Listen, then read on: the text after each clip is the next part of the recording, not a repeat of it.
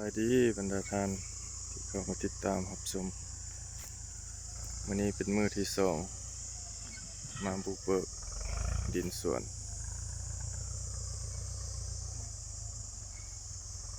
แดดร้อนหลาย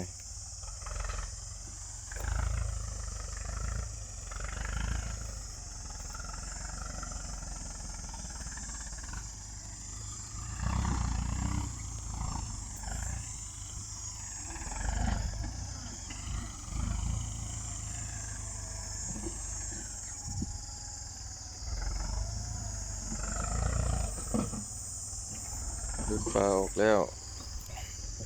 ดินงามหลายสามารถปลูกฝังได้คือสิงาม